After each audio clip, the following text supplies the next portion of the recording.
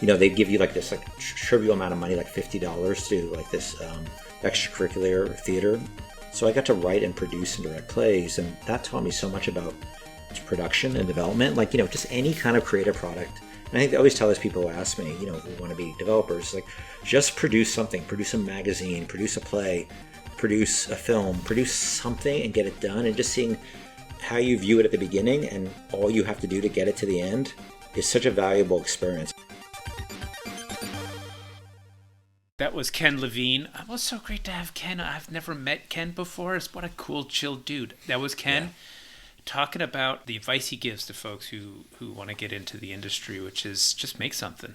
Make something. Doesn't even have to be a game. Just get the anything. Experience under your belt of creating and finishing something. I think that's fantastic advice. I agree, 100%. Yeah. How you feeling, Aaron? You got a little bit of a cold happening or something? I got a cold right now. I got it from traveling the world the past 3 weeks. But I want to say that I was really nervous talking to Ken. I've never been nervous with any guest like that. It was specifically. How come? Because you're a big fan of Bioshock? You're like, or something else? I think it's the kind of fan of Bioshock. Because I'm a fan of a lot of stuff. Uh-huh. Well, yeah, I was going to say, like, that game, when it came out, it was a very, like, the art of the game doesn't look like any other game on the market. The gameplay was like, and he talks about the gameplay mechanic in the podcast. But yeah, like when that game came out, I was in a certain place in my life. It was so many things, and that game it spoke to me in a very like secret place. The place that's like really deep. Like you can't really. It's kind of like a song, like the song of summer, like of 75, and then you hear it, and it's all of a sudden you can smell 1975 again. You can hear 1975 again. You feel 1975 again. Yeah. So that game kind of does that to me, And okay. And when I see pictures of it, so it's like, oh, I'm going to meet the guy that's kind of responsible for this, and I was a little nervous, and I kind of feel like that was. I could think he could tell. You could smell nerve. Like when you're someone like, you could smell it on people. I know you do. I think you can see it more. I think more than smell it. You could see it. When somebody's a little tight in there. But that's I'm glad you got a chance to meet. I'm glad I got a chance to meet Ken too. I didn't know he got the first award. The first what is it called? All right. So I looked this up. Okay, Golden Joystick is an award. I think it might be in Britain, but that award has been around for a long time, and it started with kind of game of the year. They would have categories like best programmer, best publisher, and they would add every year. They would add a category, and when they first added the Lifetime Achievement Award category, Ken was first winner. There you go. Yeah. Okay. Yeah. So look, I unpacked that a little bit. Okay. Yeah, because that happens in the first 2 minutes of the call. Yes. Of the interview. Yeah. A couple of quick little things I wanted to mention. I did reference a lecture called it's titled The Last Lecture, and it's by Randy Pausch, who is a professor at Carnegie Mellon. I kind of blanked on the last name during the interview, so I just wanted to complete the thought there for anybody who wanted to look it up. It was recommended to me to listen to, and I followed the recommendation, listened to it, and I thought it was exceptionally powerful. It's on YouTube. Lecture. The last lecture. Also, quick shout out to friend of the show and friend in general and great person Josh Sway for providing some download codes for his film Insert Coin. That's going to go into our codes game. So head on over to the Discord. We have lots of interesting stuff that we're giving away, and lots of interesting puzzles being put together by our community manager, Doug. Some fun cool stuff happening over there. And if you want to check out Insert Coin, head on over to Josh's site, www.insertcoindoc.com. All one word, insertcoindoc.com. Or go to your favorite streaming service and check it out. Important film, great documentary to watch about the industry. Yeah, really good. Really good. And with that, why don't we tee up our conversation with Ken? It's a good one. Lots of knowledge. Except for me being nervous and mispronouncing Rand, like a pork rind. I saw his face go, what? Like when I said it, and I saw you like go, what? And I'm like, hey, I'm dumb. I don't know much about nothing, but hey, what's up? Anyways, I was nervous, man. I mispronounced everything wrong. Hey, anyways, well, have look, fun in the podcast. You had some wins in there too, I think. So it's good. I hope you enjoy. Good times. Good times. Are you a game developer or looking to become one? Consider joining the largest nonprofit professional group in the industry, the International Game Developers Association. Do you know the IGDA chapter near you is probably hosting an event soon? And they're probably serving free pizza. The IGDA supports game developers by providing mentorship, education, and advocacy for our craft. Whoa, a discount on Dell computers! And 75% off the Audio Hero sound effects library. If you're as passionate about game development as we are, check out the IGDA. Visit igda.org/membership and use the code IGDA 4th Curtain 15 to get 15% off your membership. What a treat today as we welcome Ken Levine to the program. Ken got his start at Looking Glass Studios. And Ken, if I get any details wrong, I try to do my research, but sometimes I stray a little bit. Just jump in and correct me. But Looking Glass Studios, writing on the game Thief, one of the first stealth games in first person. Ken went on to found Irrational Games, making System Shock 2, and of course, the Bioshock games. He currently runs Ghost Story Games, where he is pioneering a new form of interactive storytelling that I've heard dubbed as narrative Legos. That sounds amazing.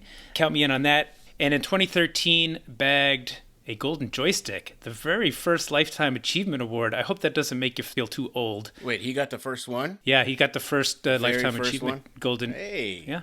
And that thing's been around for a while. That whole award program. I didn't actually know how long they've been doing that, but it's been a long time. And I believe all the way from Queens, if that's right. Yep, my first year. Queens. Yep. I don't remember because I was only one when I left, but you left Queens at 1. Okay. And it's not All a right. treat to correct you. It's a feast. It's a feast. What if... It's not just a little thin wafer. Sorry. Where did you grow up? Did you grow up on the East Coast or? yeah, I was born in the Salvation Army Hospital in Queens, and then my brother and sister were like born at nice hospitals. By the time they got to me, they're just like, yeah, go to the Salvation Army Hospital. And then I grew up in northern New Jersey. Yeah, until I went to college and graduated. And then I've sort of been all over the place since I graduated. Lived everywhere. Lived in LA, lived in New York, lived in San Francisco, lived in Manhattan, lived here. I grew up in Westchester, so maybe I was just right on the other side of the Tappan Zee Bridge from you. Which part of Westchester? Ardsley, New York, right next to Dobbs Ferry, near White Plains. We had Matt I don't know if you know Matt Costello. He wrote Seventh Guest. Grew up in Queens, lived in Dobbs Ferry for a while. There you go. East Coast. So hold on, Mets Breeds the right. or Yankees? I was a Mets kid. Yes. Oh wow, that's 2 for 2. Yeah. What are the odds? I always like the underdogs. So I was a Mets kid. Exactly. They have a cooler logo, in my opinion. Yeah, better call the colors, the orange, The stripes. and the blue. Yep. Is it called Citi Field now? I still can't. Still Shea Stadium to me. Yeah. Not a great stadium though. Remember they had that big empty part at the back, and I remember going to see a Jets game one day there, and it was like you sit up top and it's right by the airport, and it was so cold, and there was no back to it, and you just had a freezing cold coming through. Oh, it was a giant hole. Yeah, they didn't have. They just had a part of the stadium was just this empty hole. It was a really strange stadium, so it's probably good. I don't think it's there anymore, is it? Yeah, it's still there, right next to Flushing Meadows, where Really? they do the tennis and the World's Fair. I was there. I took my daughter to U.S. Open last year, and that whole stuff is all right around there. I haven't been to a Mets game, and oof. Oh, we're a baseball podcast now with Kevin. Yeah, we're not even baseball fans that much. So We're yeah, not. we should. So okay, you've lived everywhere, East Coast, West Coast. I'm guessing you like the East Coast a little better than the West Coast, since that's where you are now. It's beautiful on the West Coast. I really liked it. I lived in San Francisco for a year, and I really liked it. And then L.A. And L.A.'s got, it's a very Hollywood town, and that culture sort of seeps through everything.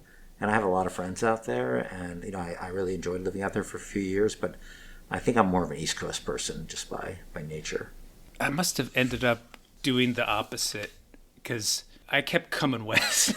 I went from New York to Chicago, and then Chicago out here. It's hard to imagine going back to the winters. Was Bungie in Chicago? Yeah, we started in Pilsen, which was like one of those sketch neighborhoods around Chicago. Yeah, yeah. We were there until we moved out to Seattle in 99, 2000. Right. Yeah. All right. Well, so you went to school. Did you study writing? Is that right? Yeah, I was a theater major. Drama? And, yeah, drama. Theater major.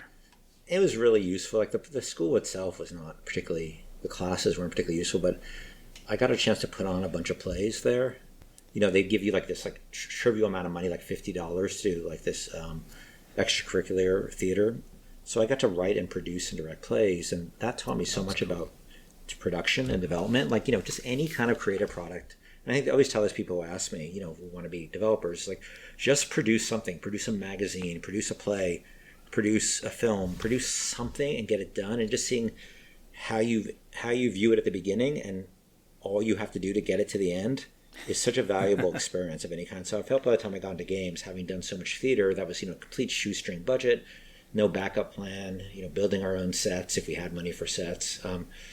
I thought it was really good because it taught you what you can do and how an audience reacts to things.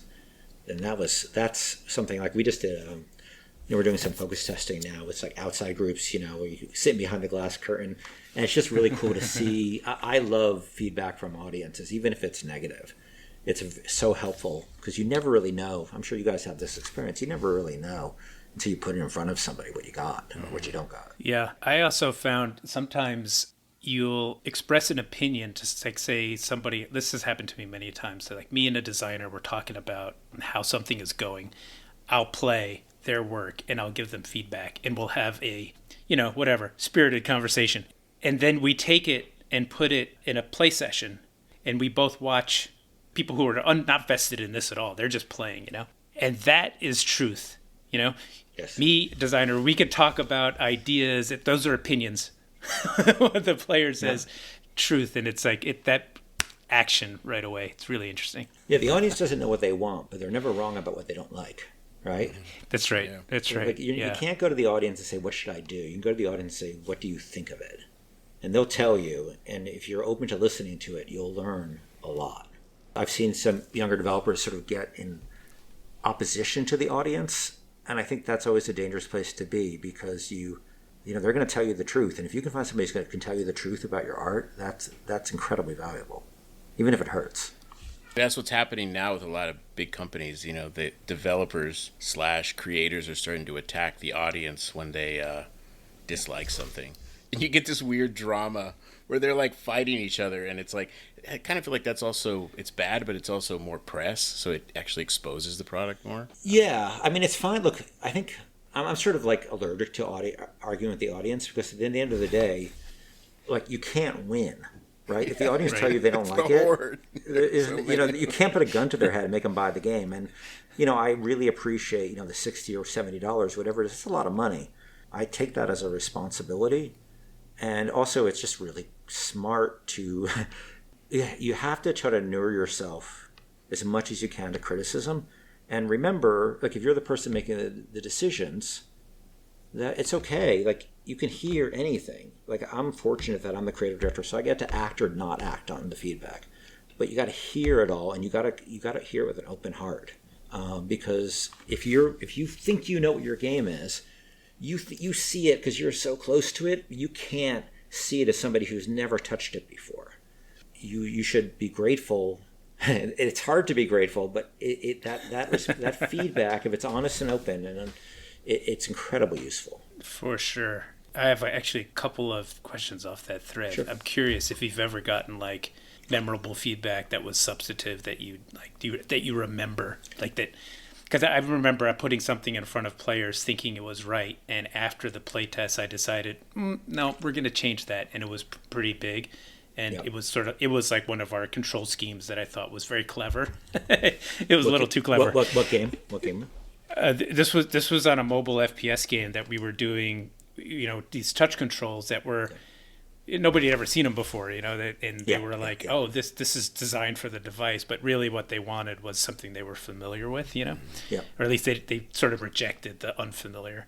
I have the same. That I'm curious if you had your interface is always wrong. Like the first time you come up with it, your control scheme, your interface, it's always going to be wrong. It's the hardest thing to intuit out.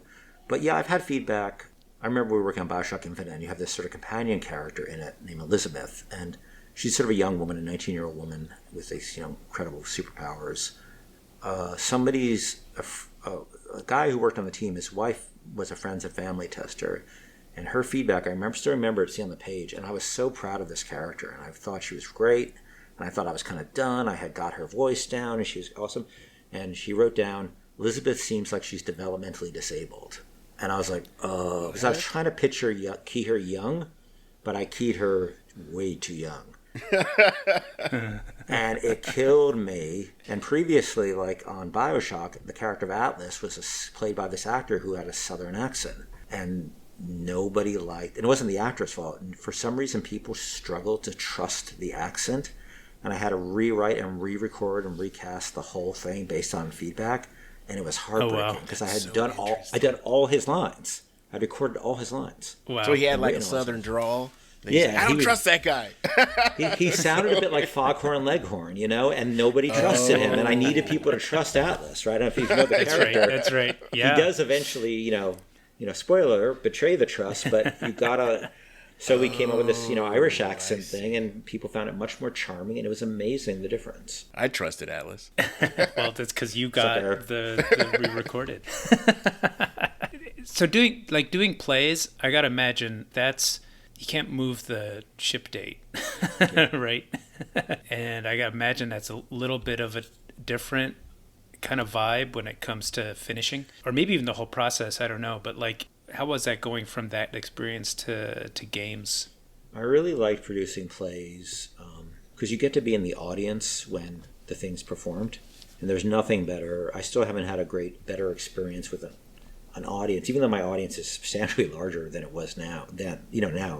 But you're never in the room with them, or rarely in the room with them, experiencing it, and seeing them laugh and react to it, and feeling the rhythm. And sometimes, especially when you're on stage as well, just feeling the rhythm of like if it's a comic play, getting in that groove of the rhythm of the thing is such a powerful feeling. And I get that when I write now. Like sometimes I've started writing sort of like stream of consciousness, like method-y writing. And so I sit there with my phone and I sit in the dark and I think about, various sequences and I just write them out loud, on the fly.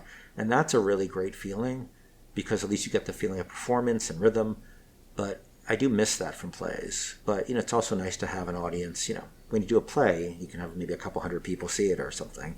You right. Do a game, potentially millions can see it, which is cool, but it's very abstract. That's totally true. What do you do whenever the millions see it and then they react to it in an abstract way? What do you mean? Yeah, what do you mean, Aaron? Oh, here we go. The podcast just started, folks. No, so Bioshock has a lot of if you're into any conspiracy theory, there's enough nuggets in there that you're like, what's going on? And what do you do when people actually think it's more than just a game? That there's commentary in this Oh, like they're reading something in that maybe wasn't intended? When it reaches back to you in that way, I'm sure it has. Yeah, you get people. It varies. Like I've had people, and these are usually very sad stories. People with mental health issues who really think the game's talking to them, or we had one woman who wrote to me who was, and so it's kind of upsetting and scary for that person. Like I've seen some people who have a fan who's he writes to me sort of these very sadly incoherent things because I think he's probably suffering from schizophrenia, but he sort of works the game into his situation, and so he just writes to me and I can't really even understand what he's saying, but clearly something's going on in him that makes sense and coheres together. And then I have fans who who just the characters become very important, and I think we've all had that, right? We all have relationships with fictional characters, right?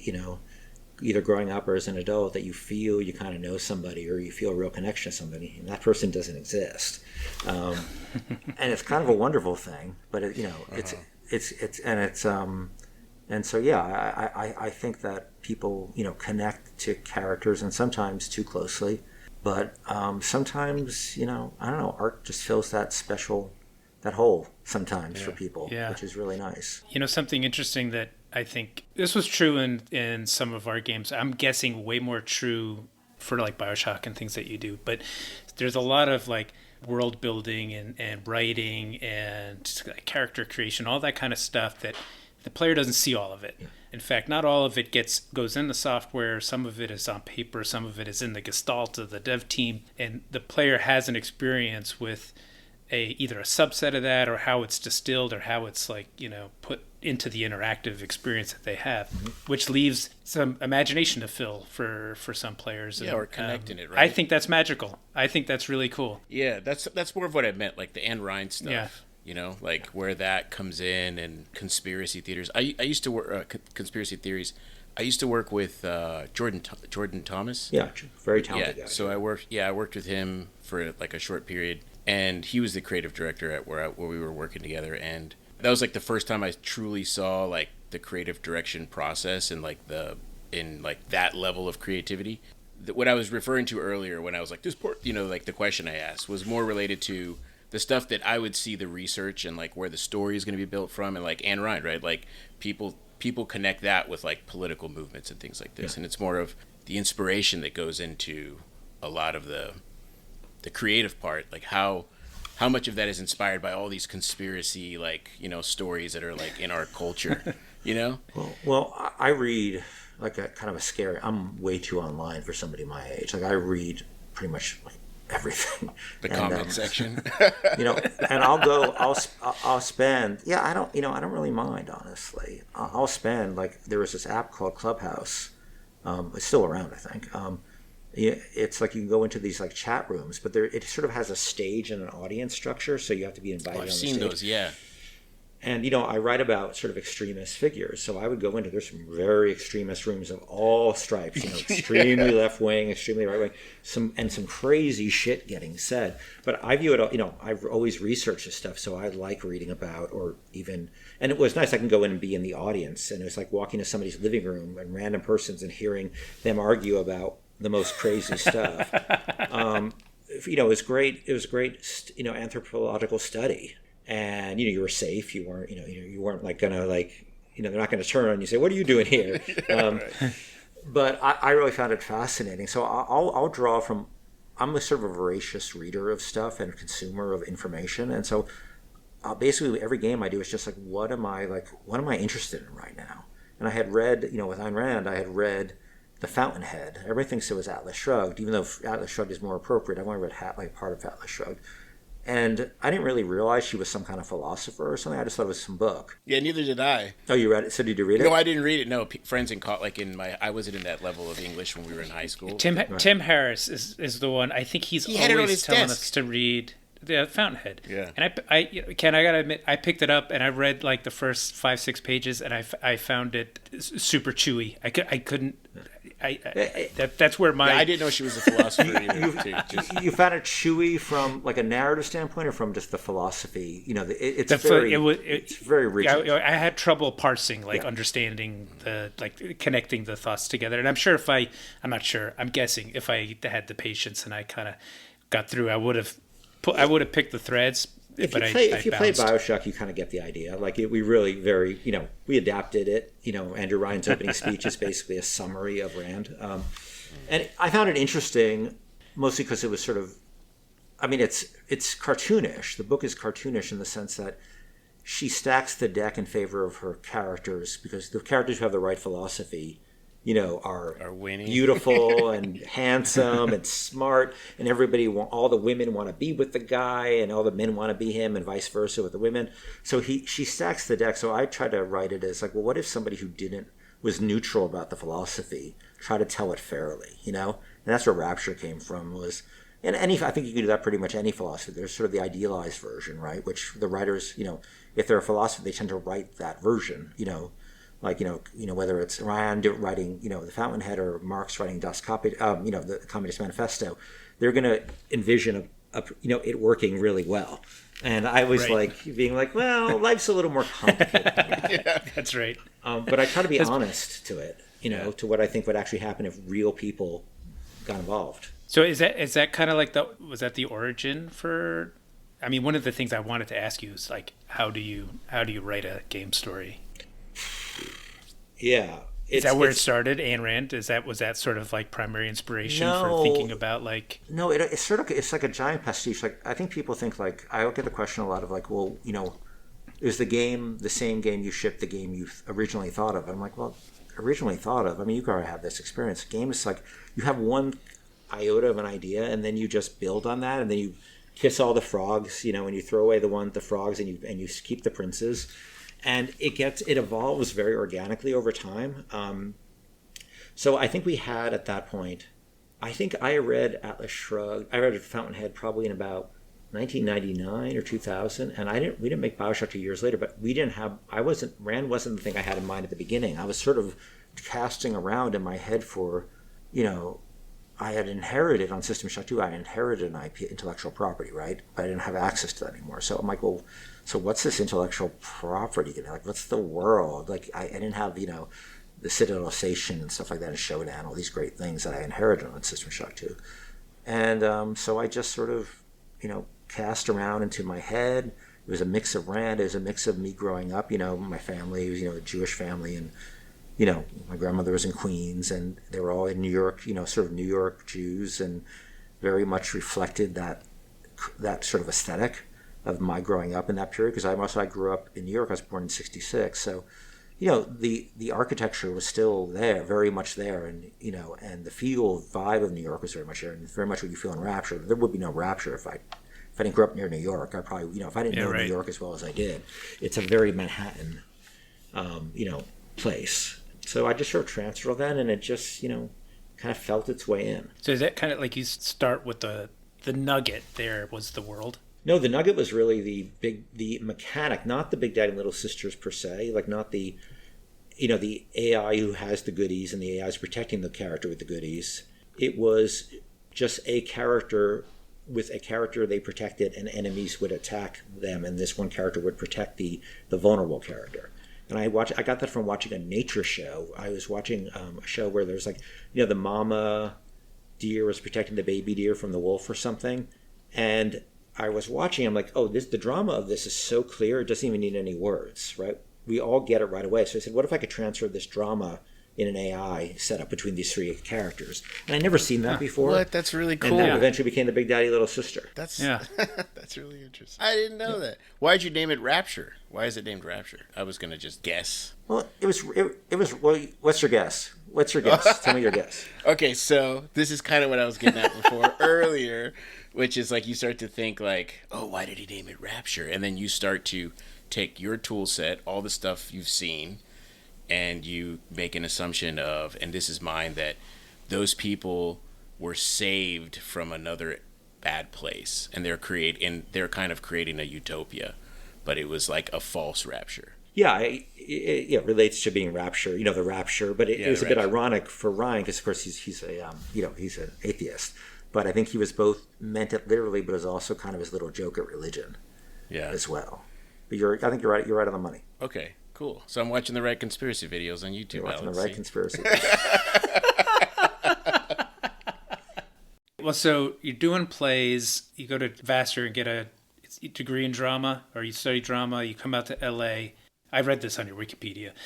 Came out to L.A., but then you ended up at Looking Glass. How did those dots get connected? Yeah, so I got like an agent very young and a manager because I had somehow got my screenplay to some agent, and then I started getting attention when I was still in college from like film studios, and I went out there. I graduated from college, went out there, and I thought I was going to clean up, like, oh, I'm this young hot shot, and they flew me out first class from like my college dorm, and I was like, oh, nice, I must be really important, and then I did one rewrite of a screenplay for Paramount, and then it just sort of, my career just fizzled. I couldn't get another job.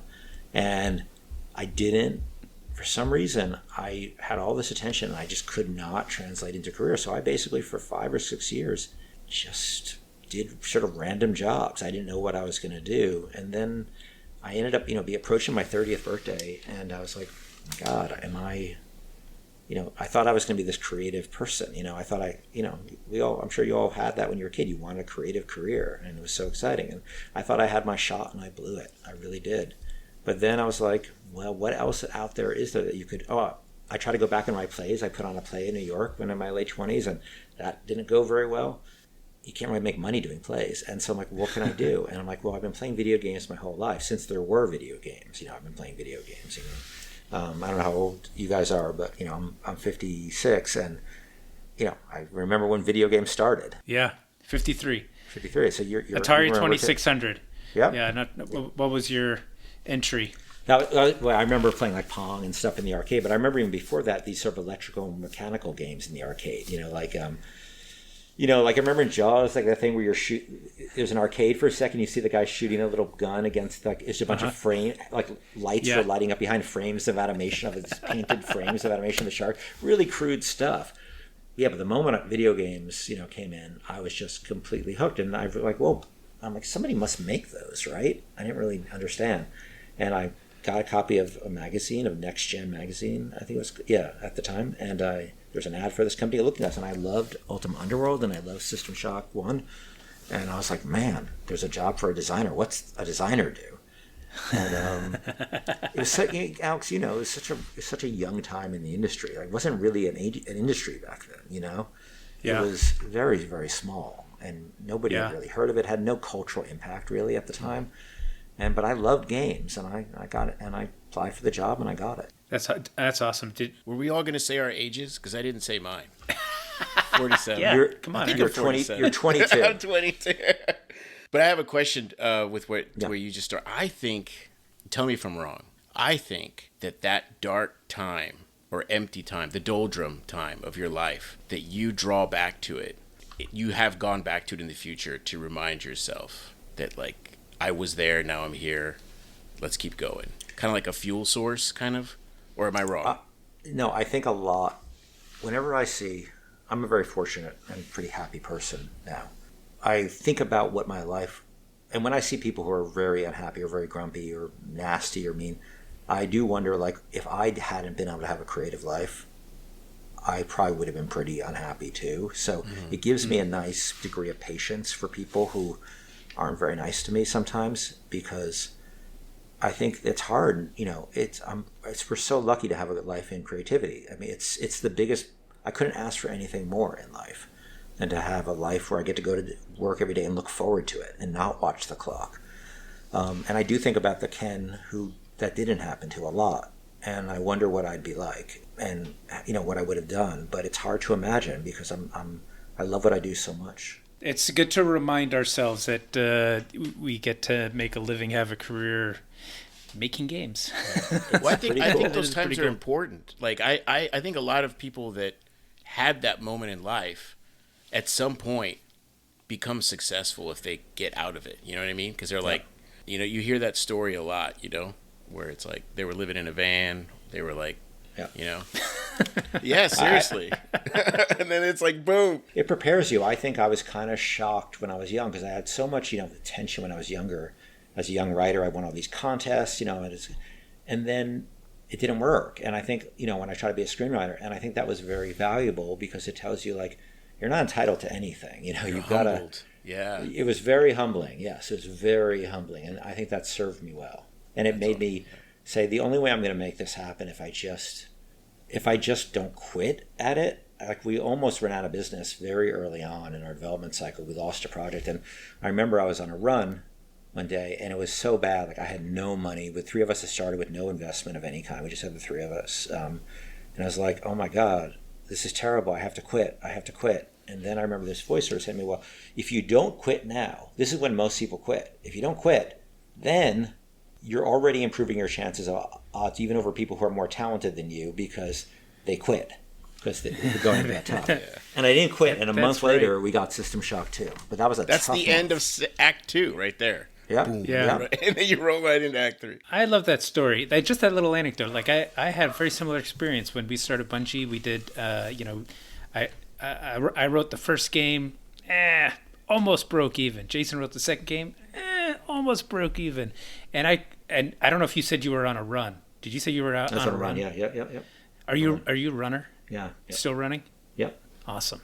I'm doing the Chicago Half Marathon next month. Oh, He tells great. me every day. Every day I get Every day. It's worth bragging about. I'm just training for a marathon. Yeah, bro. Yeah. Well, so I remember I'm in my basement apartment in Hyde Park, and I'm on the little exercise bike, and the fax machine rang. We had a fax machine. That's how old we are, and we had our first distributor order for this was for Pathways Pathways in Darkness. It was like Yeah. yeah, and it was like the first real order, and I was like, oh, wait, maybe we're gonna make it.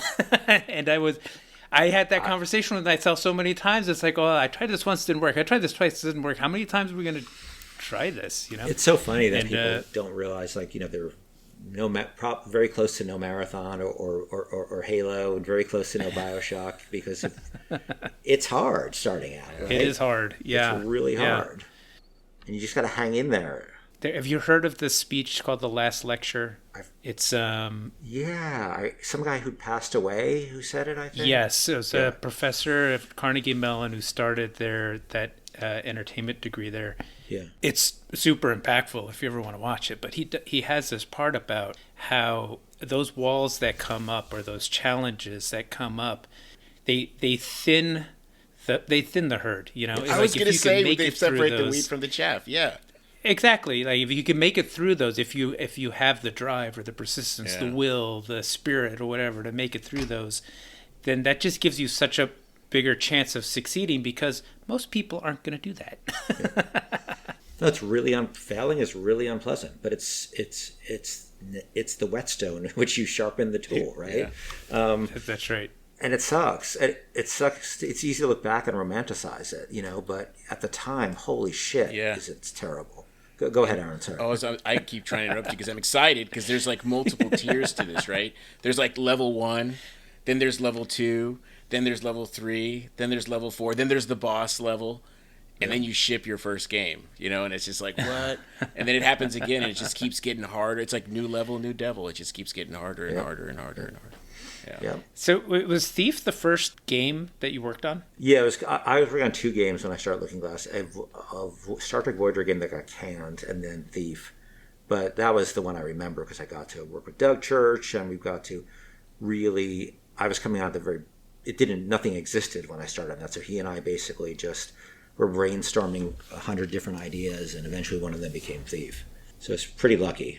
I got to work with Doug. What a great first project. But did that start with a nugget of stealth, of like, what if it was hiding and not run a gun? Or sort of. It was like a whole different range of games. There's some documentary on Thief where I talk about that, NoClip did, that I talk about like all the different games that I pitched, because I would come up, I'm sure you have this experience, I'd go and I write like a 5 or 10 page design pitch, I come up with the name for the thing, and I'd write the summary, the controls, all that, and I would show it to Doug, and I get all excited, and he'd be like, I don't know, and he'd like toss it, and then another one, and then another one, and another, like whole fully formed ideas, but ideas, right? And we'll talk about ideas versus execution, in a second. But there were ideas, but I was young, and I'm like, God, I'm just failing here. I just keep coming with these ideas, and he throws them out, and I'd go, and I'd wait for a few days, and I'd write up something new, and eventually. But the thing that we kept coming back to is, wouldn't it be cool? Because at the time, for the most part, maybe with one exception, which is like Metal Gear, the first Metal Gear, when enemies either were aware of you or not aware of you, right? And when they're aware of you, they're fully aware of you, and you had to kill them or die, basically. And we talked about idea, wouldn't it be cool if one enemy said, hey, is somebody there? Rather than being aware of you, they could become suspicious. And we started brainstorming this concept of like this interaction with using AI, the voice of the various AIs to give you information about their awareness state about you. And that was, through all the different iterations, that idea kept sticking. And then eventually Paul Narath, who ran Looking Glass, came in and said, what if you made a game about a thief? And I was like, great, because figured the boss was saying it, and we'd have to do it. And Doug was like, I don't know.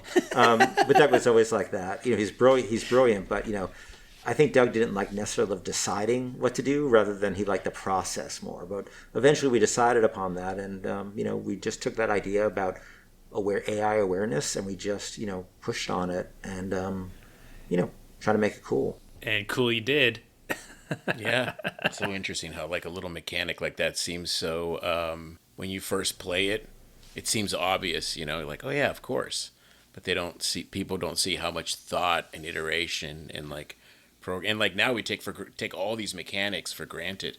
We were talking about this before with, I think it was Tim Schafer. He brought up a lot of mechanics that nowadays they just seem so obvious, and it's like, no, they didn't exist. Like, we invented this mechanic, like being suspicious to even losing suspicion, like, or building up the star level in your wanted level in Grand Theft Auto, GTA, that kind of thing. Yep. Like, it seems so obvious now. It's like, oh yeah, obviously. Or the reload mechanic Cliff came up with in Gears of War. Like there's all these little things, or the regenerating shields in in Halo, right? Mm-hmm. Yeah. These are things that become just de facto and standard. I mean, we copied the regenerating shields for Infinite, and you see it. Or back to Halo again. Sorry, not to blow too much smoke in the Bungie direction, but the control scheme on a controller for a first-person shooter, right? These are things that I remember playing the first time I played a game with mouse look. It was like, oh, that's how to do it, right? There are these moments where you're like, oh yeah, of course, that's the way to do it. Or the iron sights in Call of Duty. We tried to pretend that mouse look didn't exist for probably a year, because we all grew up playing keyboard, just 100%. Like Marathon, we would just play keyboard, and then we implemented mouse control, but we never really used it until we started meeting people like trade shows or whatever, who would play with the mouse, and they were way better than us. Way better. We had a huge argument at Looking Glass on Thief, because if you play System Shock 1 or Ultima Underworld, the control scheme is radically different. In fact, there's no mouse look. You would literally use the keyboard, or you'd actually click on an icon at the top of your screen to say lean or crouch or something. And then you would point where you wanted to on your screen and shoot at that point with your mouse. So it was very hard to get people to buy into mouse look on Thief. It was very, very difficult because, like you said, they get used to playing it a certain way. They get into and it's hard pattern. to teach all the horse new tricks. Yeah, they're gonna have it. People get into patterns. I think you had some thoughts. You alluded to idea versus execution. Oh yeah, I mean that's something I'm sure you guys experience. A lot of young people write to me like, "Oh, I have an amazing idea. Like, how do I pitch it to a game studio?" And every time you make video games, oh, I have this idea, like with chess, but you play as a chess. Like it's it's the best. Yeah, and it's completely useless, right? Like any idea, any idea can be brilliant or terrible based upon the execution. But execution is everything.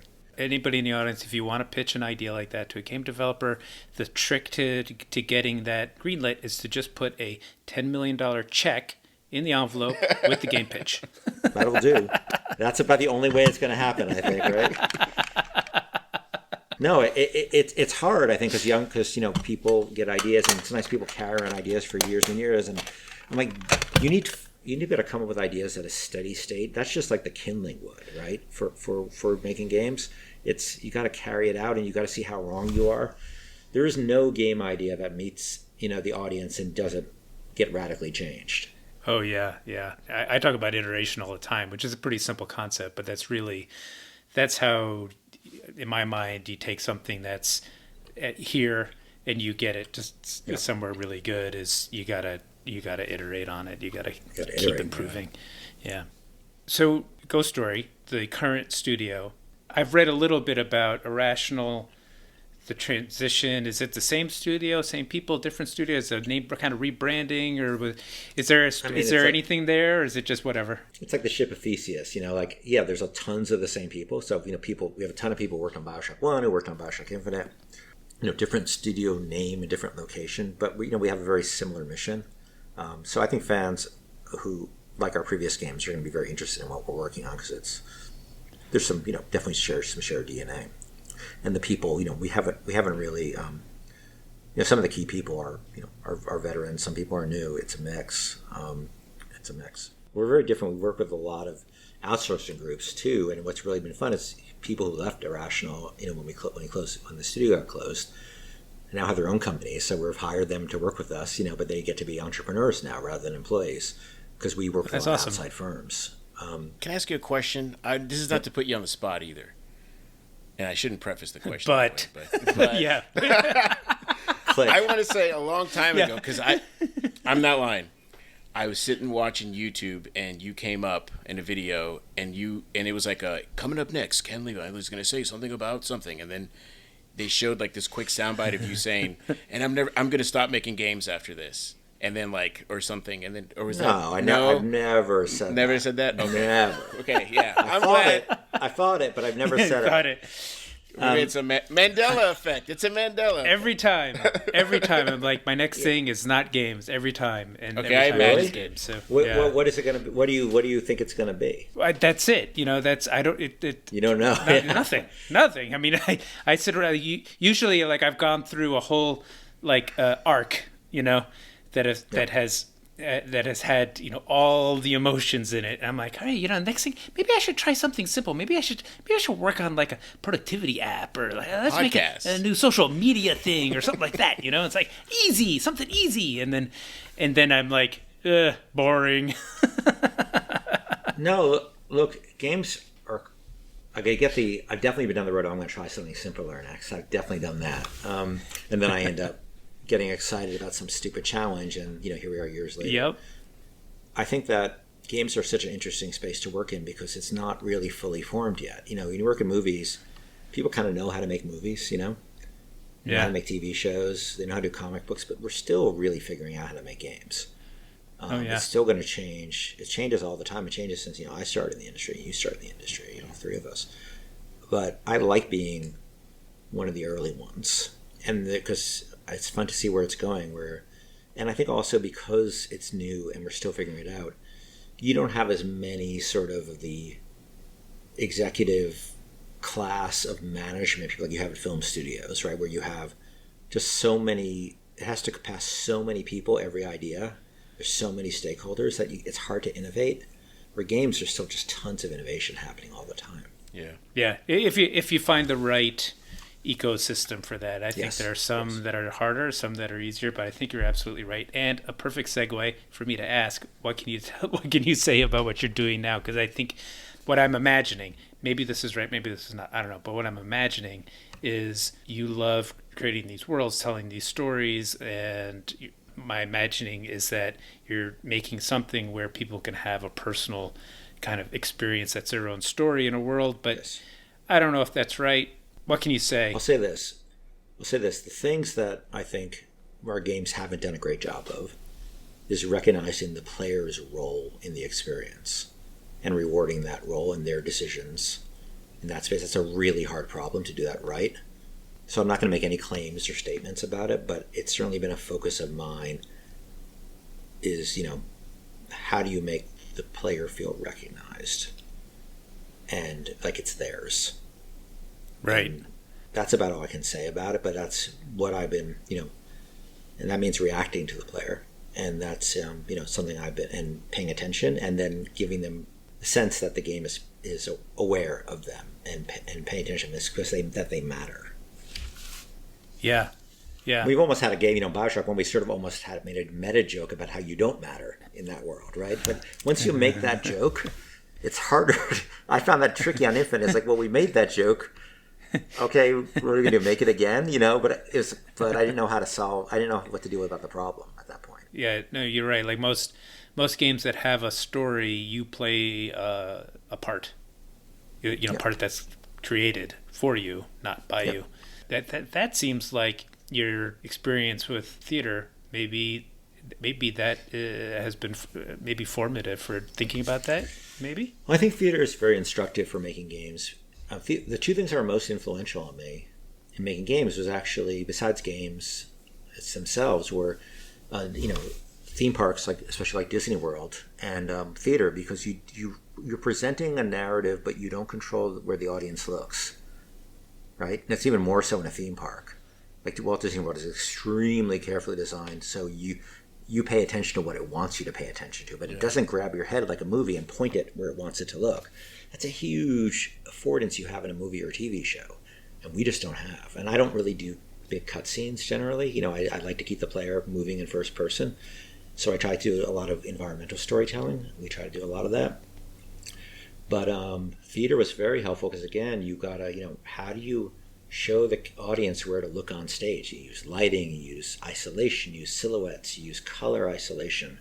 use, how upstage or downstage you are. There's all these techniques used, and we have similar techniques for games. Is how do you make the player make sure that they see that thing when you don't control where their head looks? Yeah. Are you staying in first person, would you say? Like, that's your favorite way to present the game to players, or have you considered other? It's very immediate. I made non-first person games. Like, we did these two games called Freedom Force versus the Third Reich, and Freedom Force and Freedom versus the Third Reich, which were sort of top-down strategy games. What I like about first person, it gives you a sense of discovering things in the world without any filter. It's just you looking. And so the kind of stories I tell also, it's the way to get closest to objects in the world. Like in a third person game or a top down game, you can't really get close to objects in the world. You're just by the nature of the camera. Where in first person, you can really, get really close to things. And so the kind of detail you can put in and hope the player notices is pretty high. So I like the genre a lot, even though it's not by far, it's not the thing I play most. I play a bunch of them, but I don't really play multiplayer shooters. But I tend to like strategy games more than like first person shooters. But I play, I played a ton of them to the end. I mean, I played all the Halo games, and I played Deus Ex, and I played Dishonored, and I played Call of Duty games too. I enjoy them, but I think I just like how close it gets you to the action. When you're talking about tricks or techniques to direct the player's eye, I even so important in games because it has not just the presentation aesthetic, but also the design. Like you need a player to look a certain way because that's part of the solution for the gameplay or something like that. That's really interesting. And audio logs are awesome. Oh, yeah. They're so good. Aaron's always talking about audio logs, and I think it's because of you. I think so. It's my favorite. I did not invent them. To be clear, I didn't invent them. They were really good in Bioshock, though. Yeah. They're really good in Bioshock. They're really fun to write, because they're really they're like soliloquies and plays. Yeah. They're very confessional, and they're really fun. So I just sit down and I sit in a chair in the dark and I just think about the character I get in his place and I just record me doing one, like a character, and then I send it to my poor staff who has to transcribe it. But they're really fun to write. They're one of my favorite things to write. Yeah. They're a breeze compared to most other things. I love that sort of part of world building where it's sort of like you're filling in gaps, and it's maybe it's not essential, but it's like extra rewarding for. Yeah. Or there's callbacks later, you find a log, and then you play for a couple hours, and then it's like, oh, there's that thing that the audio log I found, is that that's the thing that they were talking about. Yeah, it makes the world feel like. I mean, we didn't have a way to make people present in the game, so the audio logs were our performers, Yeah. And it was way cheaper than in Infinite we decided to put all the characters in the game pretty much, and that was way more complicated than just having them dead and you find this little tape recorder. Yeah, it added so much. And one of my favorite things too is how you set up the audio log. So you'd find one sometimes the room would be like something had happened here, and then you'd listen to the audio log and it would kind of describe and it was, and at the same time you're trying to solve a puzzle or something, and I love that stuff. It's my favorite part. It filled in a ton of blanks for the audience because you can only so much you can show. We call those scenes, we call them, because I'm pretentious, we call them mise en scène. It's a French term. You make the scene basically, and you try to tell the story visually. But having that audio stuff really helps bring that story home sometimes, where you wouldn't be able to get just out of the visual. I know you were saying you do the scratch audio yourself, but have you put yourself in any of the games? Yeah, I'm in in Bioshock, I play you probably don't remember, but there's a vending machine. It's called the Circus of Values, and I play him. And I play a couple characters, I think, like one of Cohen's disciples. I play the frozen guy. And I usually play a role in every game. Small role. I'm not an actor, really. That's cool. I know enough to be dangerous, but I tend to like to hire the pros to do most of it. Awesome. I was curious, what's your day-to-day like? What are the things that you like doing, on current project? I imagine I don't know if you have somebody who's helping you run the studio and the different crafts and all of that, but remote or not remote too. That's the other thing. That's what I wanted to add in, because Alex asked you that question, and are you the remote work from home thing? Where does that fit in? Yeah, we've been remote since sort of COVID started, and we found that actually it's been a big time saver for us. It's been a big benefit for a couple of reasons. One is just the time of like commuting and stuff, saves up, but also we've been able to make the studio international. Like we don't really care where somebody lives now. So I've got people working on the project who are, in Austria and in Australia, and UK and all over the place, and it's in Vietnam, and it's great. For me, it's nice too because you just don't have to. You ask my day to day. For better or for worse, my day is like sitting out in front of my computer in the morning and just doing Zoom meetings or writing or this kind of stuff. I spend a lot of time in this chair. Do you still have time to write though? Are you writing? I am actively. I do write.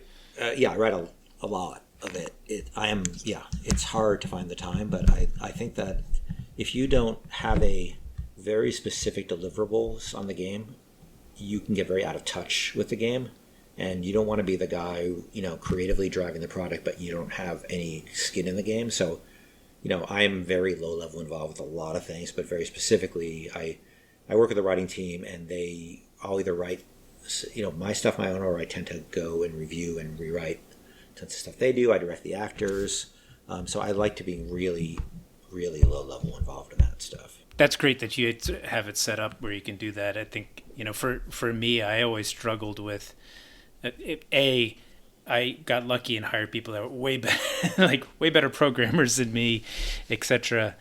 But I always struggled to find the right way to do what you're saying, like inject myself into the project, like to be checked. Like when we started Industrial Toys, I was writing UI code, not super essential, but I was checking stuff into Perforce, and I had the pulse, It keeps you honest about where the game is at, because you're forced to interact with it at a very low level.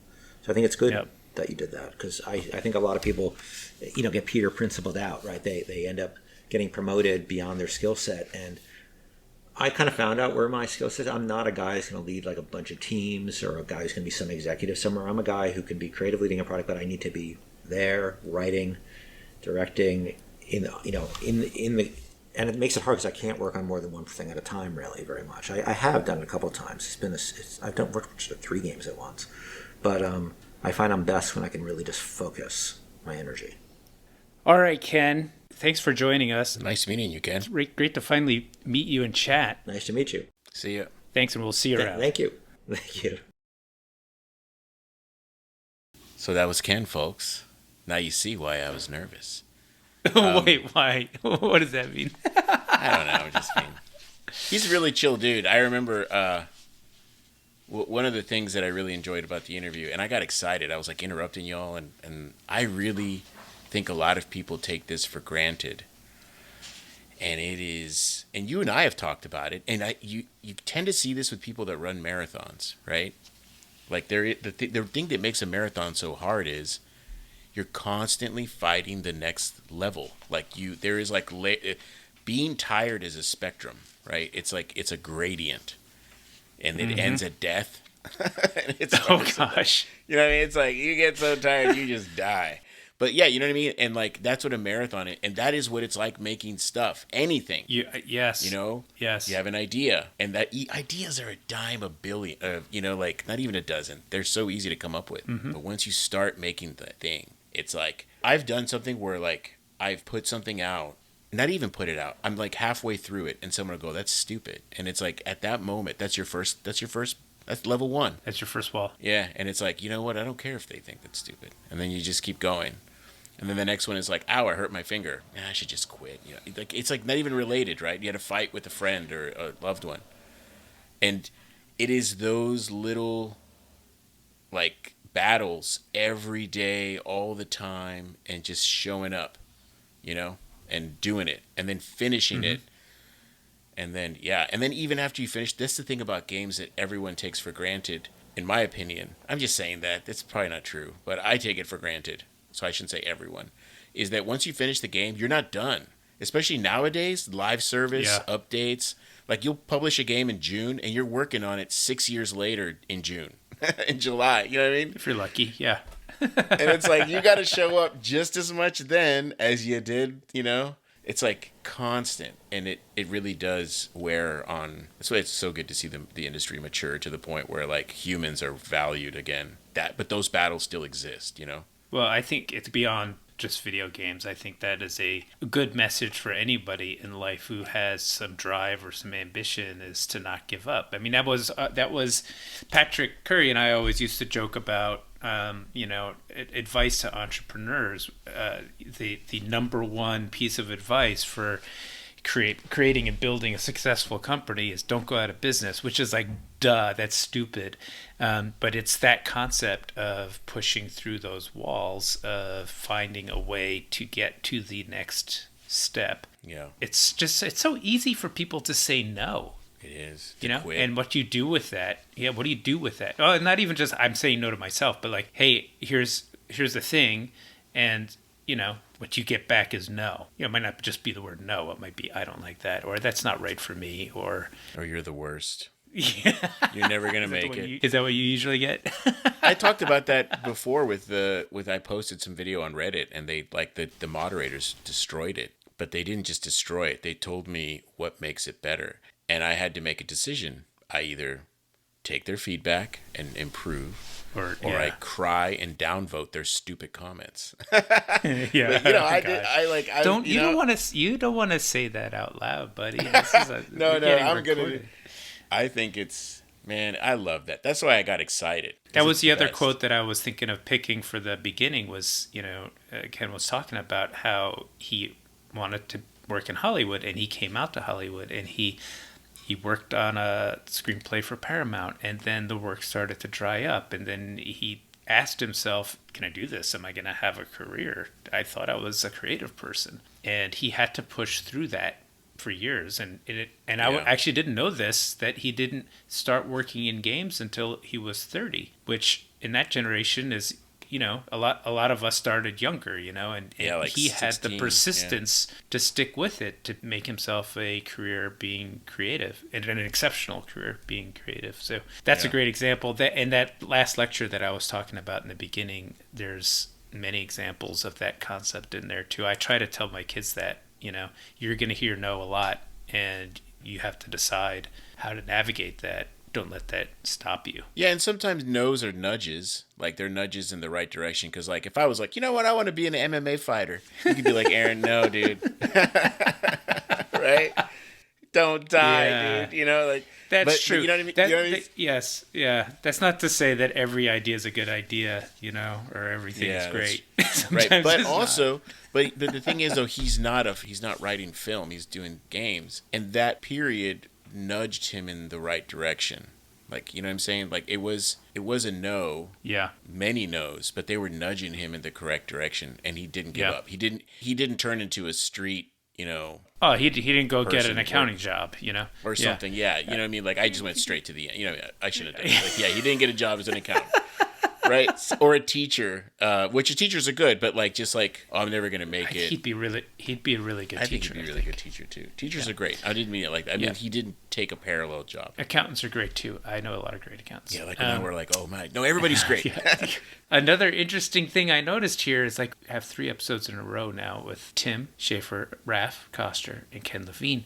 They are all writers. They all have come up. Tim did computer science a bit, his Lisp programming, but they're all writers, Koster's a poet, dude. I know. Poet. And a lot of the folks that we've been talking to over the course of this year got their start as engineers.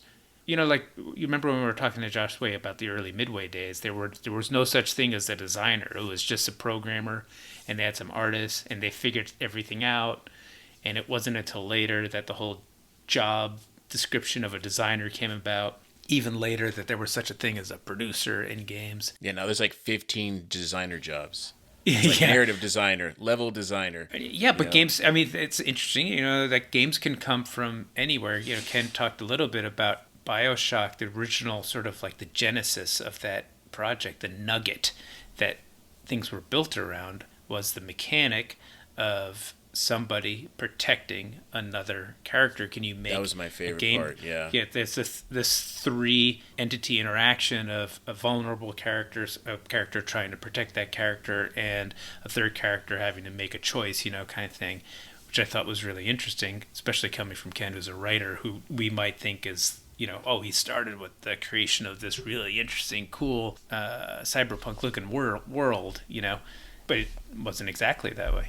Steampunk. It's steampunk. Yeah, steampunk. Sorry, steampunk. I'll edit that out. Just say no. Don't edit it out. Leave the part where I save you. I'm the mother deer right now, Okay. saving the baby Thank you. deer from the crowd. Thank you. What did I say? You said did I say cyberpunk. cyberpunk? Yeah. Okay. It's steampunk, isn't it? It's steampunk Yeah. gothic or something. Yeah, steampunk is sort of like the retro stuff's powered by steam. Steam and like bronze, copper. All right. Okay. Don't edit that out. Yeah. Okay. Well, I got my Okay, editing fine. tools all primed and ready. Fine.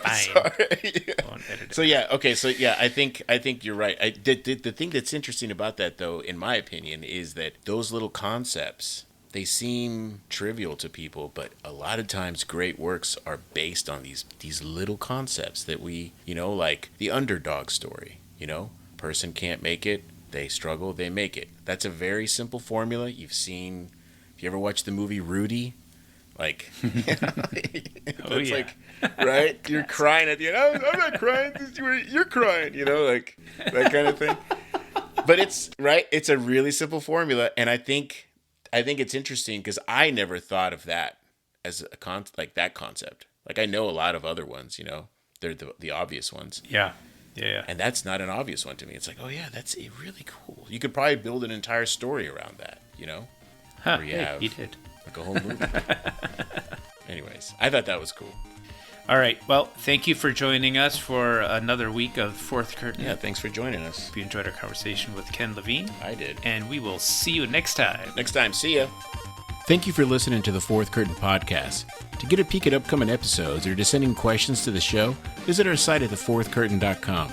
And be sure to follow us on Apple Podcasts, Spotify, or wherever you get your podcasts. Thanks again for listening.